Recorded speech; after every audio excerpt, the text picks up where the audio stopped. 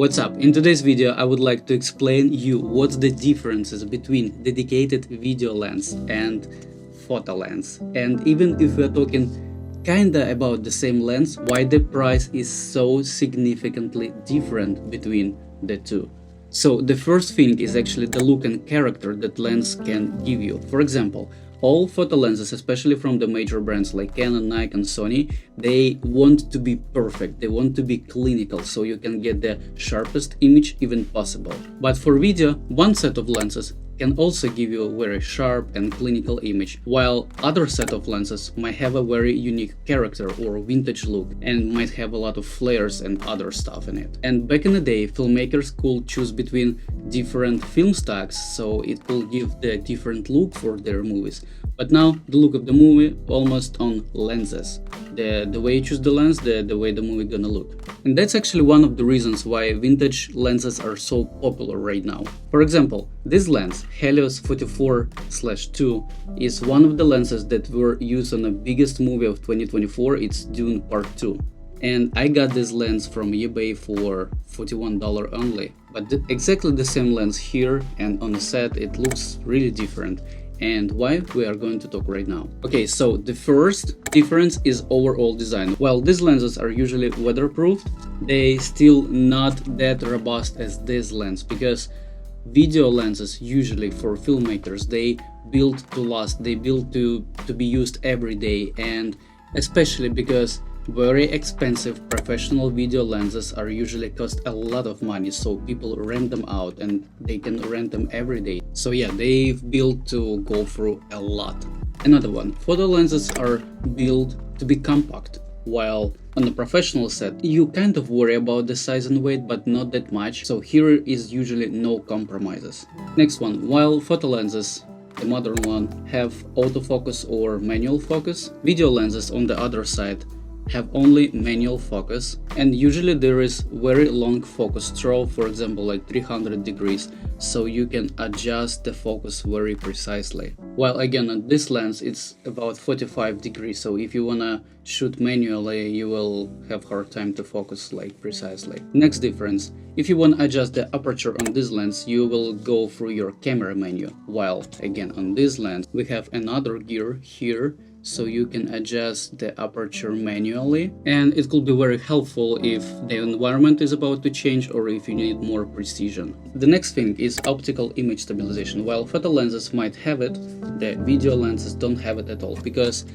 optical image stabilization is very good, but sometimes can have a glitches or something and not very reliable. So filmmakers, they find different ways to stabilize their footage. Now if we are going to talk about set of lenses, dedicated photo lenses, they all is going to be different, while video lenses, they usually trying to be the same size and the same weight, but at least focus gear and aperture gear, they are at the same place, so you can really easy swap the lens and you're good to go again. And you might be wondering, why is it important? Because on a movie set there is like hundreds of people working at the same time and there is a lot of money in salaries, so you rather rent a very good video lens and can quickly swap the lenses, so it's not gonna affect the shooting process. Because in this case, more expensive video lenses are actually gonna save you more money on the production. And again, because these lenses might be the same size and weight, if you wanna swap your lenses on a gimbal, so you don't have to readjust the gimbal again. Okay, so next difference between the two is that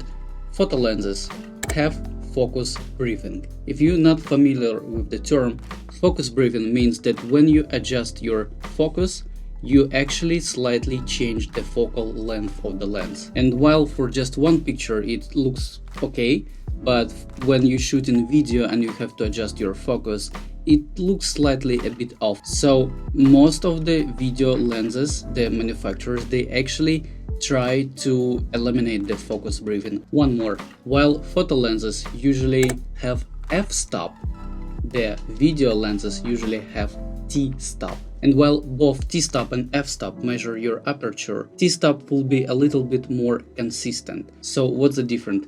T-stop is actually amount of light going to the lens, while t-stop measured at the end of the lens. So again, it's very important if you have set of different lenses, it's very important that you have the same amount of light coming through the lens, while two lenses with the same f-stop, let's say 2.8, might have slightly different amount of light on the end of the lens. Next thing, while set of photo lenses might have different front diameter of the lens, set of video lenses will have the same front diameter of the lens. Why is it important? Because you can get your matte box, clamp on a video lens, very easy, and that's it, you go to go.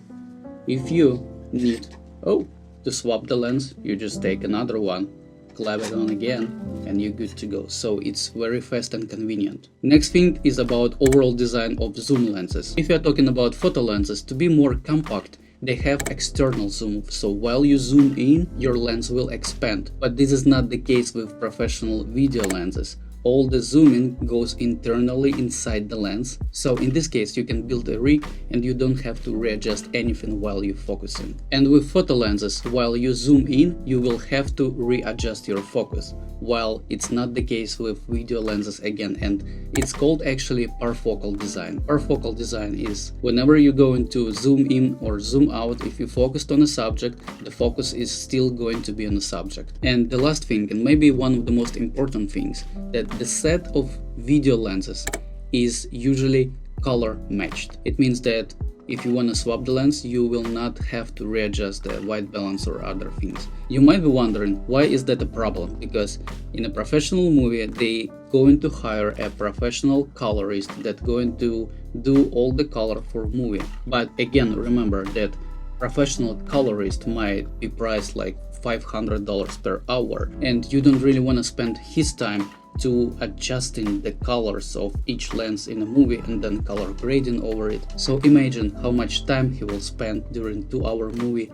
just to color match the shots from different lenses. In conclusion, I would like to say that video lenses seems like overpriced compared to the photo lenses, but believe me, each of these little things, each of these little differences, it helps on a production to reduce the cost of shooting. And some things like Parfocal design or vintage look, it's something that filmmakers are looking for, and without these things you're not able to get the picture that you want.